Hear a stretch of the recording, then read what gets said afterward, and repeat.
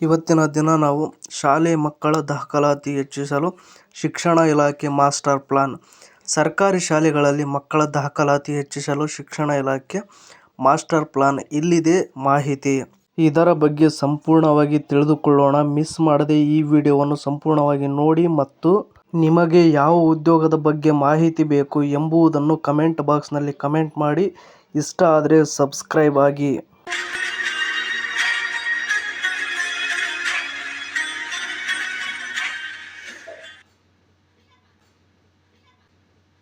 ಖಾಸಗಿ ಶಾಲೆಗಳ ಹಾವಳಿ ಸೇರಿ ನಾನಾ ಕಾರಣಗಳಿಂದ ವರ್ಷದಿಂದ ವರ್ಷಕ್ಕೆ ಸರ್ಕಾರಿ ಶಾಲೆಗಳಲ್ಲಿನ ಮಕ್ಕಳ ದಾಖಲಾತಿ ಸಂಖ್ಯೆ ಗಣನೀಯ ಇಳಿಕೆ ಕಾಣುತ್ತಿದೆ.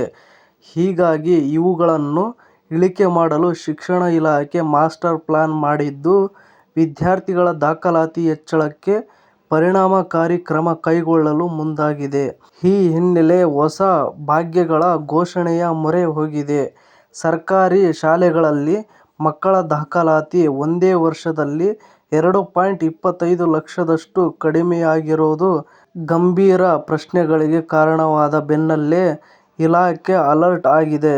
ಇನ್ನು ನೆಕ್ಸ್ಟ್ ನಾವು ನೋಡುವುದಾದರೆ ಹೊಸ ಯೋಜನೆ ಏನು? ಹೊಸ ಯೋಜನೆಯ ಬಗ್ಗೆ ನಾವು ನೋಡುವುದಾದರೆ ಫಸ್ಟ್ ಒನ್, ಸರ್ಕಾರಿ ಶಾಲೆಗಳ ವಿದ್ಯಾರ್ಥಿಗಳಿಗೆ ಈಗಾಗಲೇ ಉಚಿತವಾಗಿ ಪುಸ್ತಕ, ಶೂ, ಬಟ್ಟೆ ಮತ್ತು ಮಧ್ಯಾಹ್ನದ ಊಟವನ್ನು ನೀಡಲಾಗ್ತಿದೆ.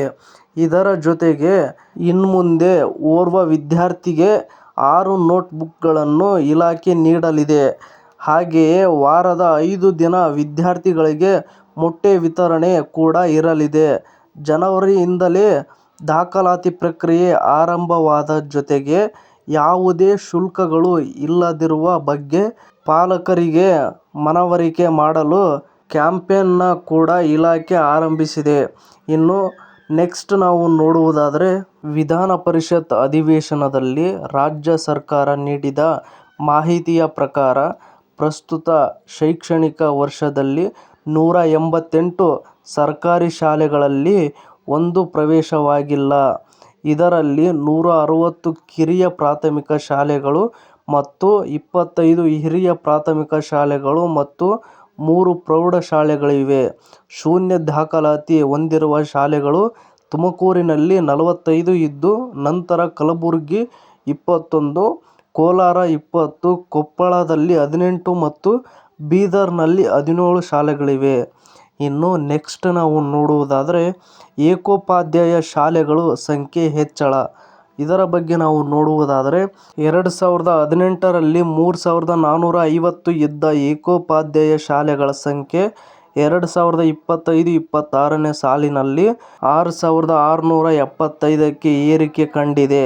1ರಿಂದ 5ನೇ ತರಗತಿಯವರೆಗೆ ಕನಿಷ್ಠ ತರಗತಿಗೊಬ್ಬ ಶಿಕ್ಷಕರಾದರೂ ಇರಬೇಕು ಅಥವಾ ಕನಿಷ್ಠ 12 ಮಕ್ಕಳಿದ್ದರೆ 2 ಶಿಕ್ಷಕರಿರಬೇಕೆಂಬ ನಿಯಮ ಇದೆ. ಆದರೆ ಶಿಕ್ಷಕರ ಸಂಖ್ಯೆಯ ಕೊರತೆಯ ಕಾರಣ ಈ ನಿಯಮ ಪಾಲನೆ ಆಗುತ್ತಿಲ್ಲ.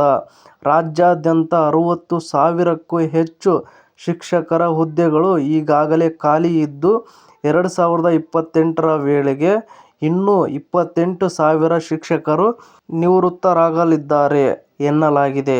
ಇನ್ನು ಇದೇ ತರಹದ ಮತ್ತಷ್ಟು ಸುದ್ದಿಗಳನ್ನು ಓದಲು ನಿಮ್ಮ ಜಾಬ್ಸ್ ಅಂಡ್ ಎಜುಕೇಷನ್ ಅಪ್ಡೇಟ್ ಚಾನಲ್ಗೆ ಸಬ್ಸ್ಕ್ರೈಬ್ ಆಗಿ.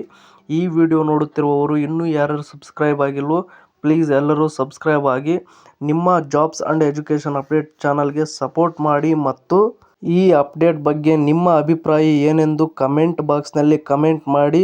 ಇಷ್ಟ ಆದರೆ ಸಬ್ಸ್ಕ್ರೈಬ್ ಮಾಡಿ, ಸಪೋರ್ಟ್ ಮಾಡಿ.